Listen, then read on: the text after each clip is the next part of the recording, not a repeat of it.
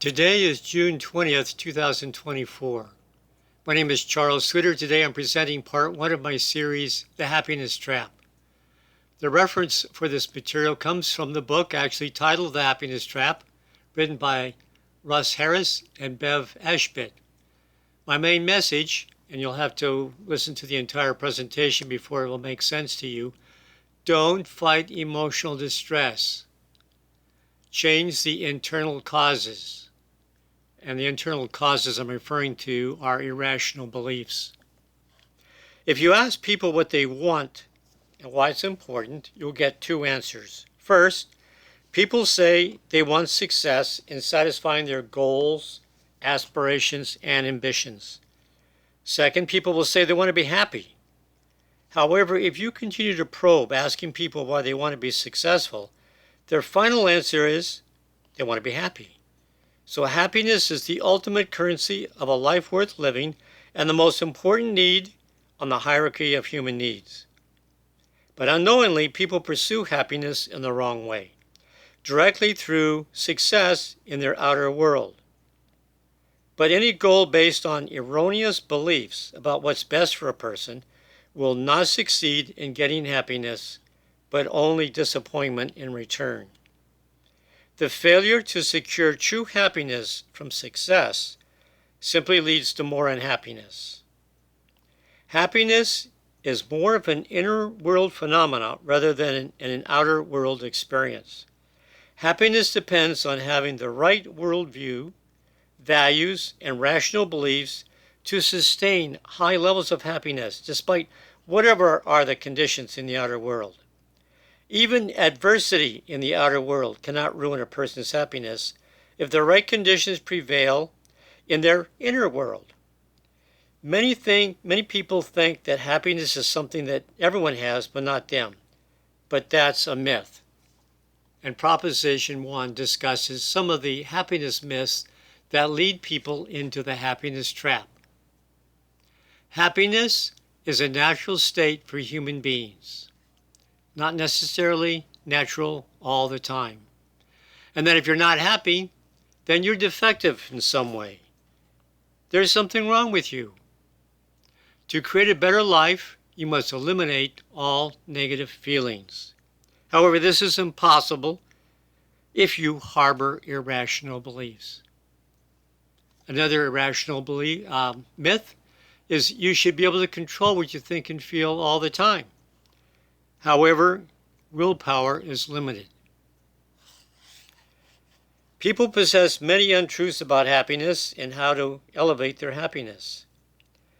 But there's too few experts on the subject of happiness. But one truth is known, and if you follow it, you'll become significantly happier. And here's that truth.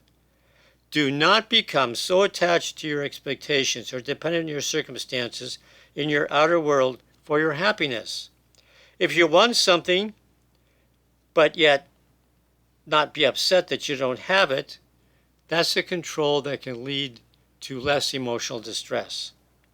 You cannot control much outside your comfort zone in the outer world, and the outer world is always unpredictable and sometimes uncooperative with your desires. So you have to learn to be satisfied and content with whatever life brings you, so there'll be no reason to be unhappy. Now, according to Russ Harris, life gives most to those who make the most out of what life gives. I'm going to say it again. Very important. Life gives most to those who make the most out of what life gives. In other words, you have to be very accepting about what you get and be willing to deal with whatever it is that you get that you don't want. Proposition 2. This is a little bit about the happiness trap. The happiness trap is a self-fulfilling cycle that tends to perpetuate, and it's all based upon irrational beliefs. The more you try to hide, avoid, and escape negative feelings, the bigger they get. Directly and consciously trying to stop emotional distress is ineffective. The more you try to avoid emotional distress, the worse you're going to end up feeling. People who don't know how to handle adversity and a challenging outer world and believe that happiness myths are those who suffer the most emotional distress and hence dissatisfaction with life. When adversity comes, we must learn to handle hard times with acceptance, action, confidence, and fortitude. People who attempt to hide, deny, or fight for what they want spend too much time suffering from emotional distress and never seem to escape it. Emotional distress is best handled in your inner world. Proposition 3. Here's the remedy to the happiness trap. The acronym is ACT, and to help you remember, I've formed it into a complete verb called action. It's a proactive philosophy. Acceptance means you're aware, you're open, and you're flexible. You have commitment. Commitment is based upon choices to your values, meaning, and purposes. And commitment leads to committed action. And then therapy. Basically, ACT is a process of using your conscious awareness to maintain your mindfulness in order to allow it to lead to purposeful action. You can avoid the happiness trap if you're less likely to suffer from emotional distress, which is the reverse of happiness. To avoid disappointment, you must learn to accept your circumstances with equanimity and good cheer, even if you have to fake it. You fake it long enough and you'll make it. Acceptance doesn't mean you become passive and resigned to suffering your fate. Acceptance is just a first step to evaluating how you can best respond to your situation and then choosing a rational response based upon real evidence, the facts, not your irrational beliefs. Once you've made a choice, then your resolve will be tested by whether you make a real commitment to follow through with action.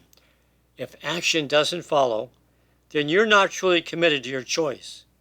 From this point forward, you continue to take an action, and then from your actions, you assess the results, then you choose your next action, and continue this process until you get the results you intended.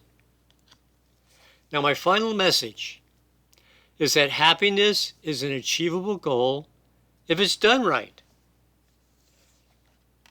And the way to do it right is with ACT, A-C-T, action. Although happiness is important to the quality of your life, and even though there's no foolproof formula leading to happiness, you now know that you do not want to get caught in the happiness trap. You will not necessarily gain happiness by pursuing success in your outer world, especially if what you're pursuing is based upon irrational beliefs. If it's based upon your values, then it's a worthwhile pursuit. You cannot gain lasting happiness by achieving goals linked to irrational beliefs such as perfectionism. You don't have to prove that you're a worthwhile person if you already have the belief that you are. Happiness comes from a positive worldview and rational beliefs within your inner world. When you have a rationally based set of core beliefs in your inner world, your life will be relatively content.